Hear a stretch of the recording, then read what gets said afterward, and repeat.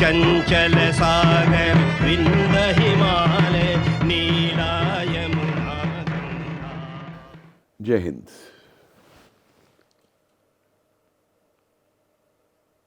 भारत के राष्ट्रीय गान को लेकर के कई बार कुछ अपवाद उठ जाते हैं, लेकिन इसकी वास्तविकता लोग भूल जाते हैं। अभी आपने सुना सब सुख चैन की बरखा, ये वास्तविक राष्ट्रीय गान था जिसको आजाद हिंद सरकार, भारत की पहली आजाद हिंद सरकार ने अपना राष्ट्रीय गान बनाया था। और इस आजाद हिंद सरकार के मुखिया कौन थे? नेताजी सुभाष चंद्र बोस। तो क्या आप ये समझ सकते हैं, ये कल्पना भी कर सकते हैं कि नेताजी सुभाष चंद्र बोस एक ऐसे राष्ट्रीय गान को अपना राष्ट्रीय गान बनाएंगे जो किसी अंग्रेज राजा की स्तुति में लिखा गया हो? हाँ, 1911 में लिखा गया था। ये खुद बीबीसी वालों ने एक डॉक्यूमेंट्री बनाई जिसमें उन्होंने यह हवाला दिया है कि रविंद्रनाथ टैगोर जी से जब यह कहा गया कि राजा की उसमें एक सम्मान में एक गाना लिख दो, तो उन्होंने मना कर दिया था। और अगर इस गाने की बोल के भी आप देखें, जनगण मन अधिनायक जय हो, आप दो इसके अर्थ निकाल सकते हैं। एक कि जन गण मन, यही हमारे अधिनायक हैं, इनकी जय हो। और अगर कोई तोड़ना चाहे तो वो कह देगा कि जन मन के अधिनायक जो है ये उसकी स्तुति में लिखा गया है। वास्तव में टैगोर क्रांतिकारियों के एक बहुत बड़े समर्थक थे। और मैं आपको एक घटना बताता हूं। 1917 के अंदर प्रथम विश्व युद्ध के दौरान गदर पार्टी से आप परिचित होंगे। अमेरिका के अंदर गदर पार्टी बनी थी। तो गदर पार्टी के कुछ क्रांतिकारी पकड़े गए सैन फ्रांसिस्को के अंदर, और उन पर मुकदमा चला। यह मुकदमा 1918 तक चलता रहा। तो उस मुकदमे के दौरान एक सरदार जी जो थे वो मुखबिर बन गए अमेरिका की पुलिस के। तो जब कोर्ट में उन्होंने अपना बयान देना था, तो उस दिन एक दूसरे सरदार जी ने इन मुखबिर सरदार जी को गोली मार दी, और इन सरदार जी को अमेरिका की पुलिस ने गोली मार दी। अब उसके ऊपर अमेरिका की पुलिस ने गदर पार्टी की जो पूरी और इंक्वायरी की वो की, तो इनका कोड निकाला। ये गुप्त भाषा में अपनी बातचीत करते थे, संदेश भेजा करते थे। और उस कोड को जब तोड़ा इन्होंने, अमेरिका की पुलिस ने, तो उसके बाद एक रिपोर्ट वहां पे सबमिट की। और इस रिपोर्ट में लिखा कि ये जो कवि टैगोर है ये बहुत खतरनाक है। इसने अमेरिका के अंदर कई हजार डॉलर इकट्ठे किए, और ये पैसा ले जा करके उसने जापान के प्रधानमंत्री को दे दिया कि जो सुदूर एशिया पूर्व के देशों में भारतीय क्रांतिकारी हैं उनके अंदर वो पैसा बांटा जा सके। एक बहुत ही आंखें खोलने वाला ये वृतांत था टैगोर जी के बारे में। दूसरी बात मैं आपको बताऊं कि रासबिहारी बोस जब भारत से जापान गए, लाहौर कॉन्स्पिरेसी केस शुरू हो गया था, क्योंकि ये तो लाहौर के जो छावनियां थीं अंग्रेजों की सेना की, उनमें घूम घूम करके फिर एक बार क्रांति कराना चाहते थे। तो जब ये भारत से निकले हैं, तो जब वो पासपोर्ट लिया जाता है और जो जाया जाता है, तो वहां पे इन्होंने अपने आप को टैगोर का पर्सनल सेक्रेटरी बताया। अब आप समझ सकते हैं कि रास बिहारी बोस जैसा क्रांतिकारी अपने को टैगोर का पर्सनल सेक्रेटरी बता रहा है, जो कि बात अंग्रेज वेरीफाई पुष्टि कर सकते हैं जिसकी टैगोर से।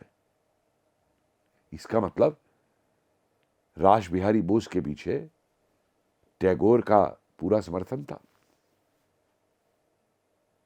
कई बार यह हुआ है कि आप ये देखिए कि जितने भी गुप्तचर विभाग के लोग आजाद हिंद फौज के भारत आए, उनमें से कई शांति निकेतन जाते थे। एक ऐसा विश्वविद्यालय टैगोर का था जहां राष्ट्रवाद की चर्चा दी जाती थी।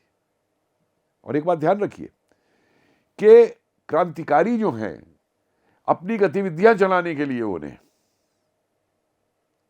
कई तरीके के रूप लेने पड़ते हैं। ऊपर से टैगोर विश्व उसकी बात करते थे, शांति की बात करते थे, लेकिन अंदर खाने क्रांतिकारियों का समर्थन दिया। मैंने एक और शोध की, इंडियन इंडिपेंडेंस लीग बनाई।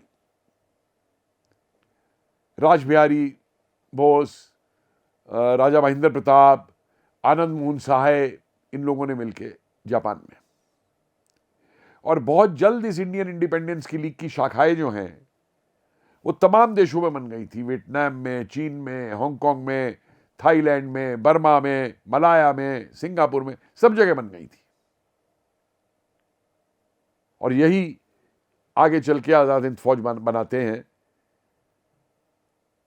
तो मैंने ये देखा कि जितने जितने देशों की यात्रा टैगोर ने की, उन सब जगह पे इंडियन इंडिपेंडेंस लीग बनी। और जापान के अंदर जब टैगोर गए हैं तो टैगोर का रास बिहारी बोस के साथ, बाकायदा उनके परिवार के साथ चित्र तक मौजूद है। और देखिए किस तरीके से क्रांतिकारी जो है अपना कार्य करते थे। उसका एक और छोटा उदाहरण आपको मैं दे देता हूं कि नेताजी सुभाष चंद्र के बोस के पास भारत में 1940 में संदेश भेजना था रास बिहारी बोस जी को। तो कैसे भेजा जाए? तो यह तय हुआ कि जापान में कोबे में आनंद मोहन साय थे, उनकी पत्नी थी सती साय, कि उनकी पत्नी को उनकी दोनों बच्चियों के साथ भारत भेज दिया जाए वो संदेश लेकर के। लेकिन आनंद मोहन साय और सती साय दोनों जो है वो अंग्रेजों की खुफिया विभाग की नजर पे थे। तो करीबन 1 महीने तक आनंद मोहन साय और इनकी पत्नी अपने घर में जोर जोर से लड़ाई करते थे, जिससे पड़ोसियों को यह खबर फैल जाए कि भाई इन दोनों में मनमुटाव हो गया है, शायद इनका वो अब तलाक हो जाएगा, तो इनको वहां भारत आने में दिक्कत ना हो। और सती साय भारत आई, नेताजी से मिली भी, संदेश भी दिया और चली भी गई वापस उनसे संदेश लेकर के। तो इसलिए जब हम टैगोर का आंकन करते हैं, आप अरविंदो जी को देखिए ना, सन्यासी बन गए थे ना, लेकिन क्या पौंडीचेरी से क्रांतिकारियों का समर्थन उन्होंने छोड़ा? और हर महत्वपूर्ण विषय पे रविंद्रनाथ टैगोर ने अपनी राय दी। जब 1937 के अंदर वंदे मातरम की बात उठ गई कि मुस्लिम लीग के सदस्यों ने कहा कि विधानसभाओं में वंदे मातरम नहीं गाया जाएगा, तो नेहरू इस मुकदमे को टैगोर के पास ले गए। नेताजी, टैगोर और नेहरू, इन तीनों का पत्र व्यवहार है इस समय का, और उसमें सुभाष चंद्र बोस ये कहते हैं कि मुस्लिम लीग की मांग ना मानी जाए, क्योंकि इनका उद्देश्य सिर्फ तंग करना है, और आज इनकी ये मांग मान ली तो कल ये और बड़ी मांग लेके आ जाएंगे। और ले आए थे, 40 के अंदर पाकिस्तान की मांग ले आए थे। और तब नेहरू ने ये फैसला करवाया कि अच्छा, इसके पहले 2 अंतरे जो है वो गाए जाएंगे, बाकी के नहीं जाएंगे।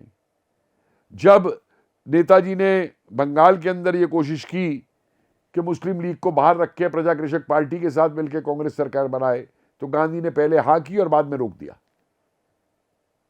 तो तब भी टैगोर ने गांधी को पत्र लिखा।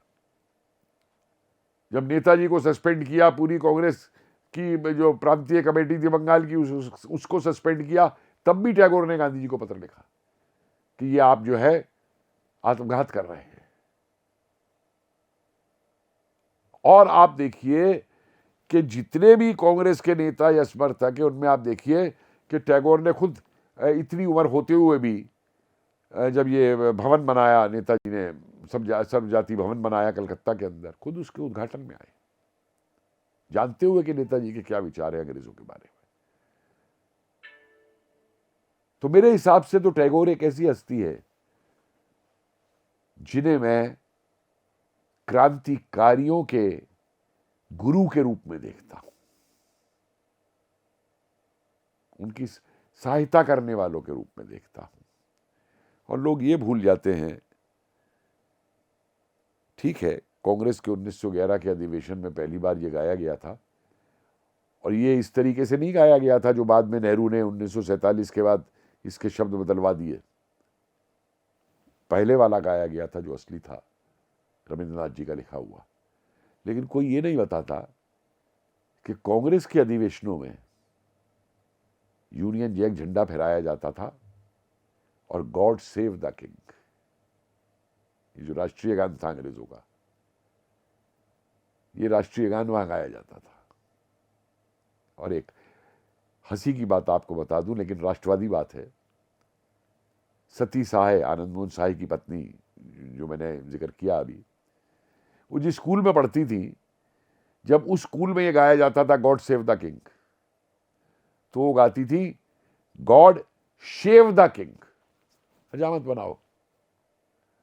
तो जब टीचर उनको डांट लगाती थी, वो कहती थी भाई मैं तो बंगाली हूं, मैं तो अंग्रेजी बोलती ऐसी हूं, शेव द किंग।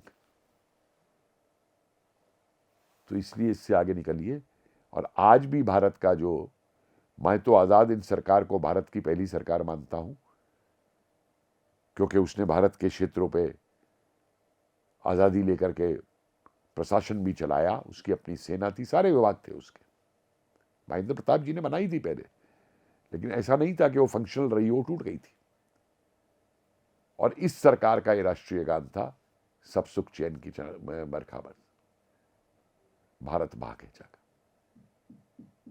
तो टैगोर जी को और राष्ट्रीय गान को हमारे उस रूप में देखिए, ना कि उस रूप में देखिए जो नेहरू ने अधिनायक वाली बात और कुछ वहां जोड़ तोड़ की गई, क्योंकि नेहरू के अधिनायक जो हैं वो तो माउंटबेटन और अंग्रेज थे ही।